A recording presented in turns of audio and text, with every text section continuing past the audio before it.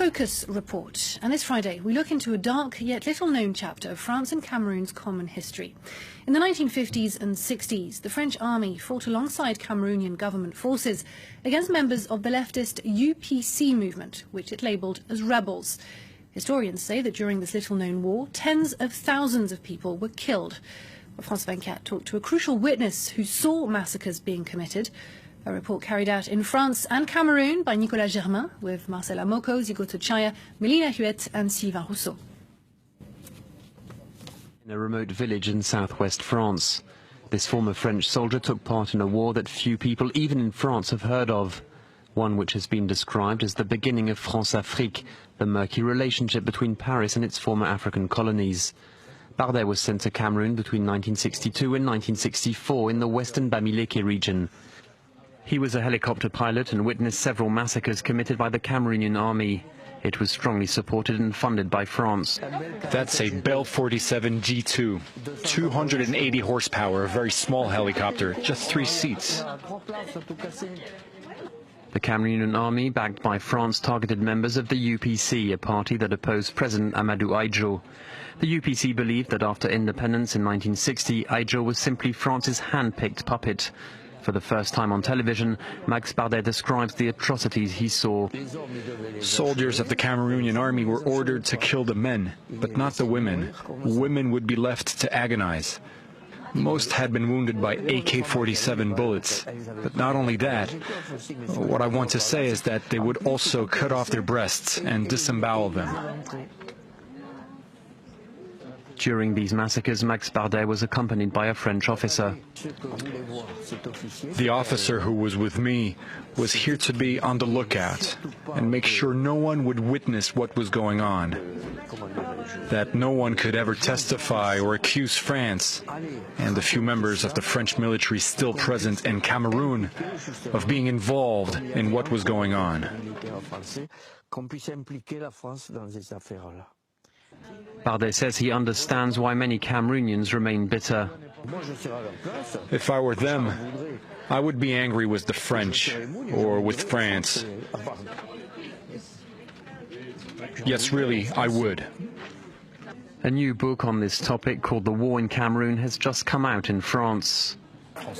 The French carried on with their military activities, albeit discreetly. They would manage or supervise operations rather than having a massive military presence on the ground. This way they could crack down on the UPC nationalists, that's the Union of Cameroonian People, but also on all those suspected of supporting this movement, the so-called subversive elements. This repression, this crackdown was so discreet it was like a secret operation. Indeed, back in France, no one was aware of the extent of these military operations. But not only were these operations off the radar, they were also extremely violent. In the 1960s, you had entire villages being destroyed in air raids. People were being forced into camps surrounded with barbed wire. Torture was becoming systematic. The revelations in this book come after those published in the first edition, and they could have legal and financial consequences for France. The French government is fully aware that the Mau Mau, a group that was violently repressed in Kenya in a similar way and at a similar time, sued the British government a few years ago and won compensations. Lawsuits are still being filed. So I think the French government wouldn't like to find itself in a similar position.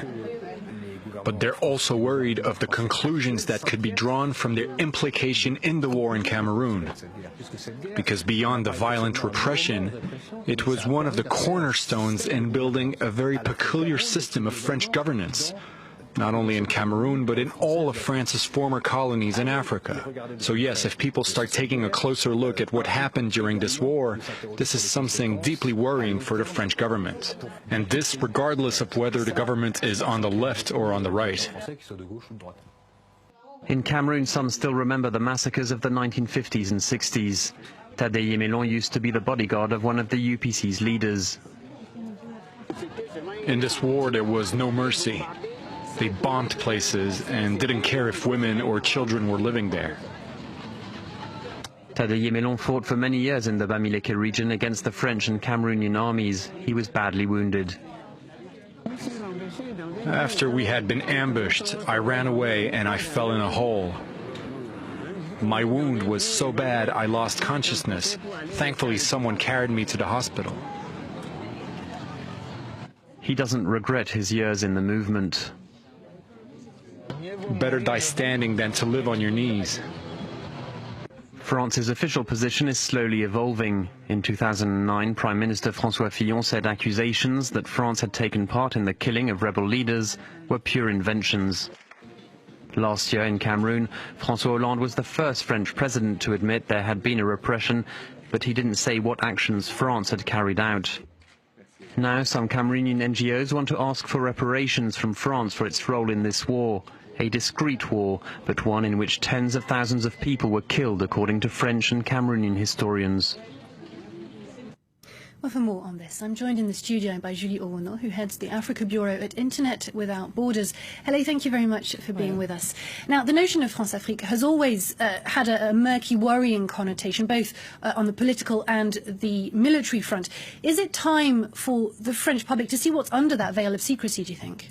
Absolutely. It was highly time for such secrecy to be lifted up for two reasons. The first reason is that from a diplomatic perspective, relationship between France and Cameroon have always been very friendly and very warm. But from a non-institutional point of view, that is to say the Cameroonian citizens, Cameroonian civil society intellectuals, there is now a sort of suspicion against the France as a state. This suspicion was expressed during François Hollande's trip in Yaoundé a few years ago, and was also expressed against the French ambassador in France, the former French ambassador in France, who was booed during a huge rally against Boko Haram by many Cameroonian citizens. So that frustration totally, absolutely, in my opinion, absolutely lies in the secrecy of the France-Afrique, how the France-Afrique was born, and it was namely born during the conflict that happened in Cameroon between 1955 and some say 1970 and others say 1962. And opening archives, opening testimonies on what happened in that war, which certainly appeased the relationship and the feeling, the sentiments that Cameroonian people and intellectuals might have against the France as a state. And moreover, it's also very important for French citizens themselves.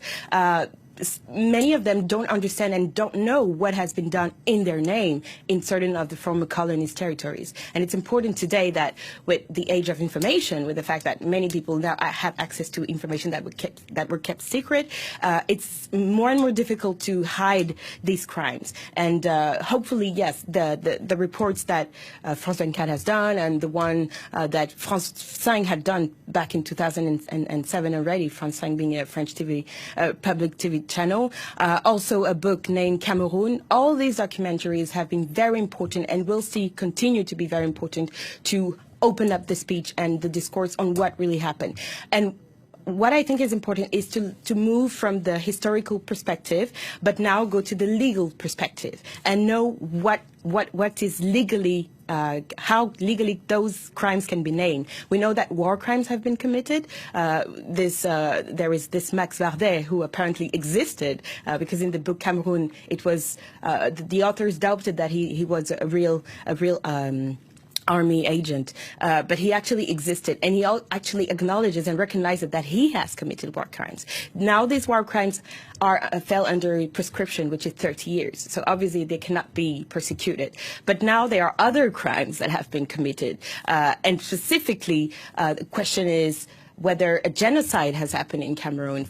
I'm asking the question, and others have asked the question following, orders and following publication by a general named General Lamberton, who is now dead, who was supervising the operations in Cameroon, operations for pacification of Cameroon, as it was called.